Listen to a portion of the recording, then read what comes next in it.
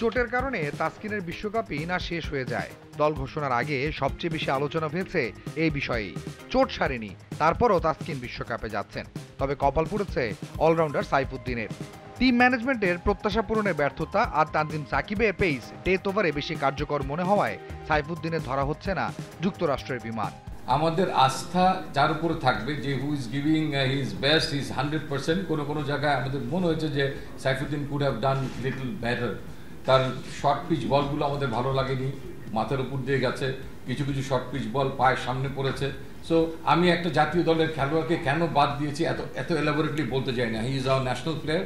I think you should have some confidence on us. 15 সদস্যের দলে শান্ত অধিনায়ক, তাসকিন তার ডেপুটি। বাজে ফর্মের পরেও লিটনেই ভরসা রাখছেন নির্বাচকেরা। সৌম্য সরকারের বিশ্বকাপে যাওয়া নিশ্চিতই ছিল। Shakib, Mahmudullah, Towhid Hridoy, Mustafiz, Shariful auto choice. দলের ভারসাম্য রাখতে স্পিনার তানভীরের কপাল খুলেছে। মাত্র 4টি টি-20 খেলার অভিজ্ঞতায় যাচ্ছেন বিশ্বকাপে। জাকির আলী অনিক আছেন উইকেট কিপার ও ব্যাটার কোটায়। রিশাদের থাকাটাও ছিল অনেকটা নিশ্চিত। এছাড়াও দলে আছেন জুনিয়র তামিম ও অলরাউন্ডার শেখ মাহিদি। তাসকিনের চোট দরজা খুলেছে হাসান মাহমুদের। স্ট্যান্ড বাই হিসেবে হাসানের সঙ্গী হবেন আফিফ হোসেন ধ্রুব।